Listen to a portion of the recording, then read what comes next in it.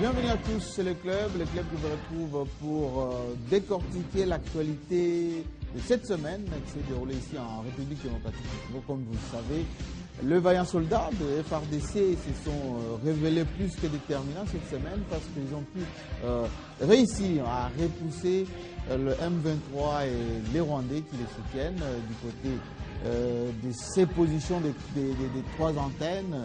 Mais également Kibati qui a été nettoyé pour permettre à nos populations d'évacuer normalement leurs occupations. Malgré les bombardements qui partaient de ces montagnes, la MONUSCO avec la brigade ont essayé de tirer pour une fois et de travailler notamment aux côtés des FARDC. Alors que ces offensives militaires expliquent une stratégie beaucoup plus affirmée par la République démocratique du Congo.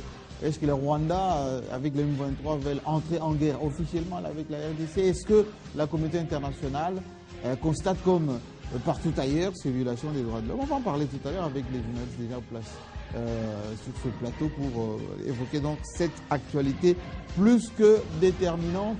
Deuxième actualité, c'est aussi cette réunion exceptionnelle qui s'est tenue à New York, au Conseil de sécurité, qui s'est réunie en urgence compte tenu des bombes qui pleuvaient sur Goma, tuant des civils.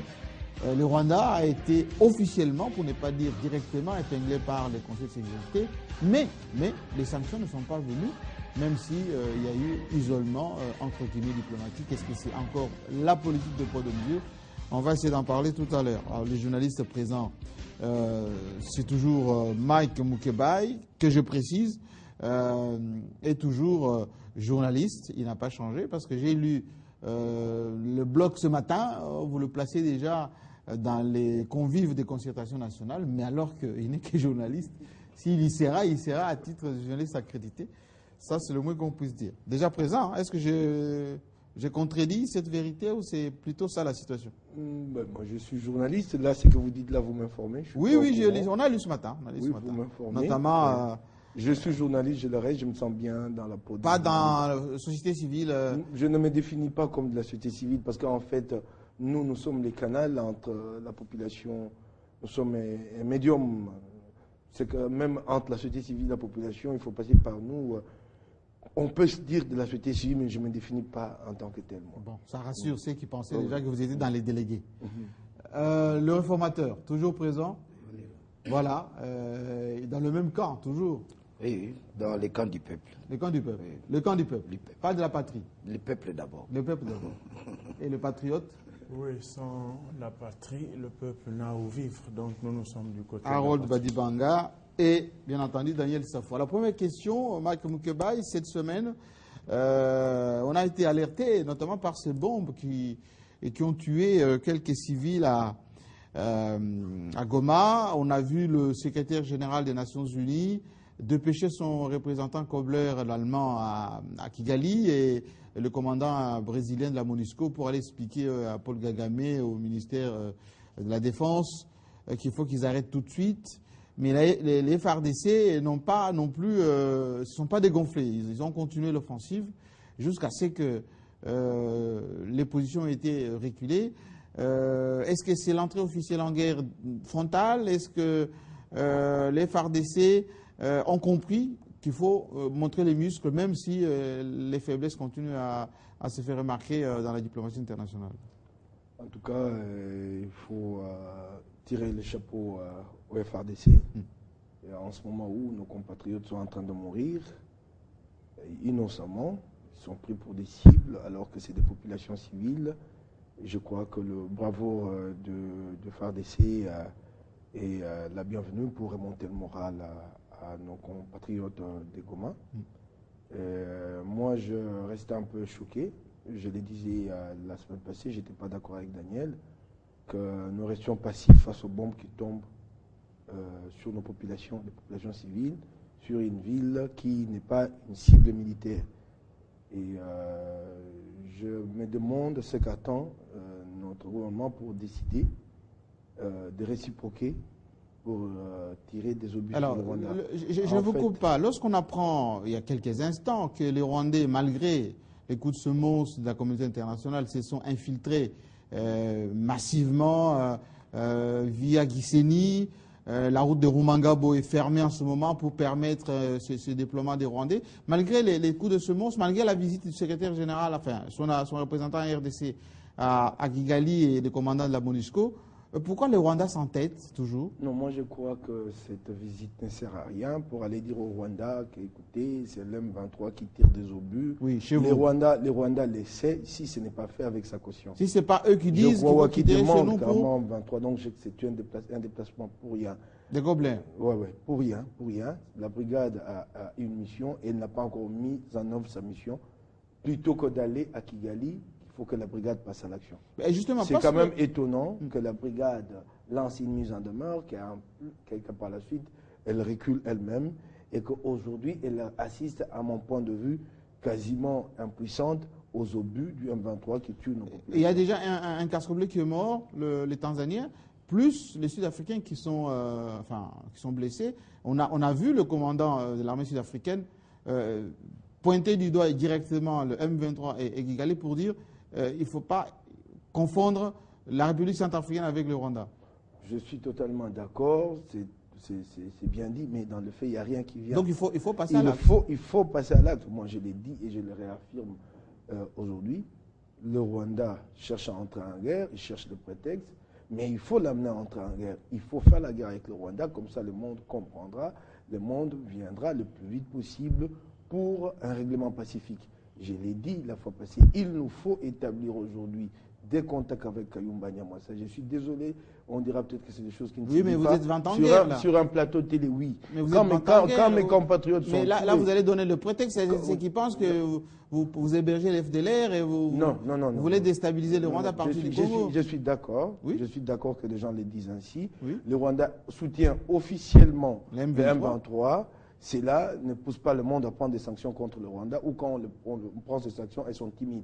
Alors, si nous pouvons, nous, aujourd'hui, établir des contacts les plus officiels avec Kayumba Nyamwasa et lui apporter de l'aide, je crois que ça va équilibrer le rapport de force et que le monde comprendra en ce moment-là. Parce qu'en fait, on veille un peu trop sur le Rwanda. Il a connu des génocides. Si le régime de Kagame est déstabilisé, il risque d'avoir de ce problème entre les deux groupes, les deux principaux groupes. Les Hutus et les Tutsis. Il faut, à mon point de vue, aller vers cette menace et qu'à ce moment-là, le monde comprendra. C'est trop que la RDC... Là c'est les Congolais qui parlent ou c'est les journalistes? Non, là, je crois que je suis désolé, je ne pense pas que ce soit les journalistes. Je pense que peut-être les deux ou plus de Congolais, choqués que mes compatriotes meurent chaque jour, que des gens tirent délibérément sur des populations civiles. Il nous faut répondre. Jean-Marie, le monde et rapport de force. Le monde multiplie de condamnations contre Israël sur sa politique de colonisation. Cela n'empêche Israël de poursuivre. Quand les États-Unis ont décidé d'aller chercher Ben Laden, les États-Unis ont opéré au Pakistan, à Abbottabad, sans l'autorisation des autorités pakistanaises.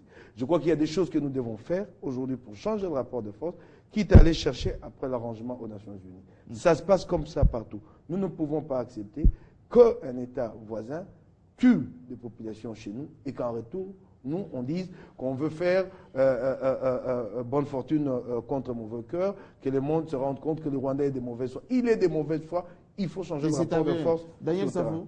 Oui, merci beaucoup. Moi, je crois que nous allons bon réfléchir, mais si nous ne remontons pas la pente à ce qui s'avère une réflexion objective, c'est-à-dire que le Rwanda est un petit pays, s'hazarde, non pas seulement à attaquer la RDC, mais à l'encontre des principes, n'est-ce pas? Et qui tire sur le force des Nations Unies. Oui, des internationaux. Oui. Nous devons, ça dépasse même l'entendement humain. Et nous avons vu Saddam Hussein qui a tenté l'expérience et il a copé ce qu'il a copé. Nous avons vu... je reviens évidemment... Milosevic aussi. Hein? Oui, je reviens sur la pensée d'un général français qui disait tantôt, la guerre c'est une bonne chose. Mais elle est plus bonne lorsqu'il y a l'implication de la population, lorsqu'on associe la population. Vous remarquerez quand vous constatez que non, il y a l'infiltration du Rwanda juste pour empêcher les tronçons Goma et Rumangabo. Tout ça, c'est juste, on refuse l'implication de la population. Si la brigade d'intervention a pu au moins manifester un petit geste, c'est simplement parce que la population de Goma s'est engagée cette fois-ci dans cette guerre. Malheureusement, nous, de notre côté, au niveau de l'Ouest, nous traînons encore les pas.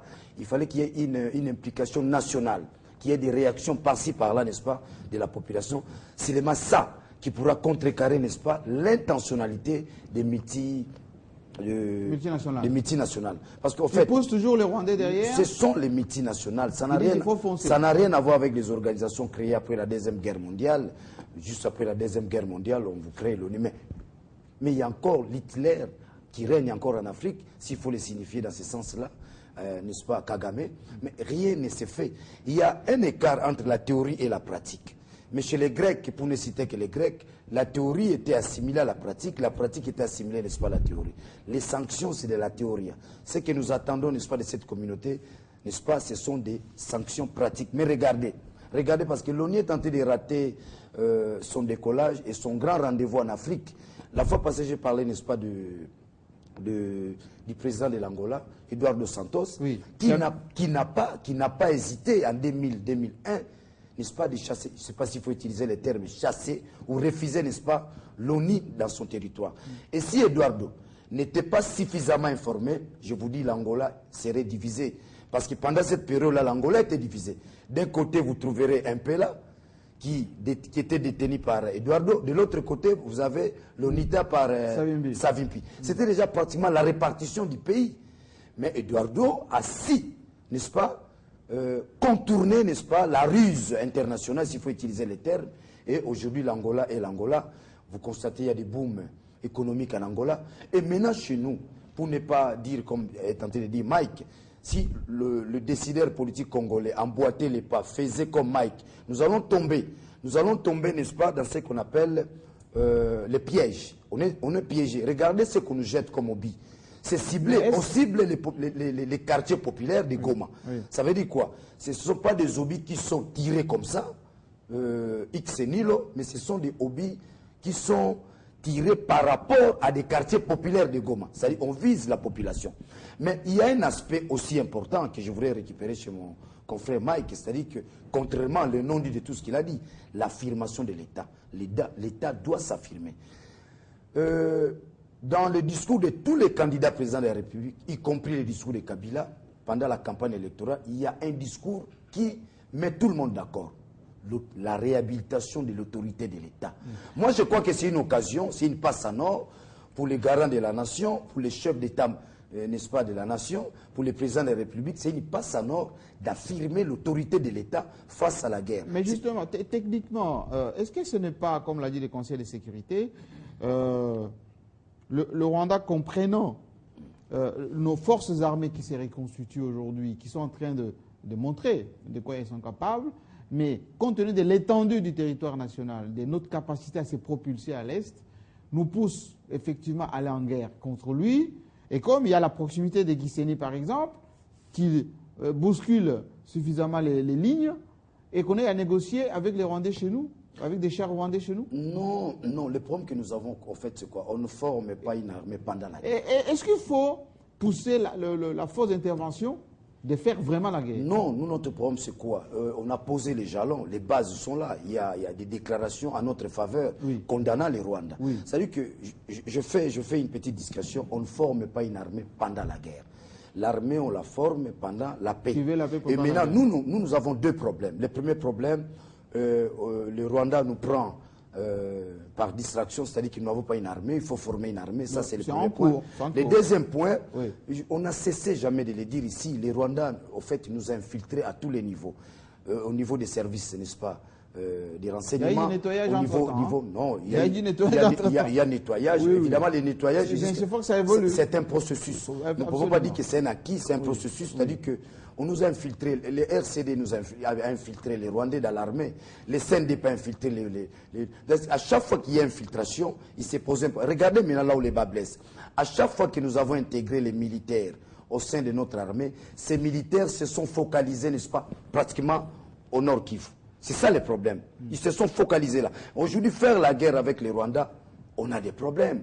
Est-ce qu'il n'y a pas, n'est-ce pas, parce que nous sommes victimes des inondations. Mais on commence à avoir des résultats. Oui, on commence à avoir des résultats. C'est la résultante de ces Oui, évidemment, travail. je vous rejoins. On commence à avoir des résultats parce que jusque-là, il y a un nettoyage. Mais un nettoyage qui n'a pas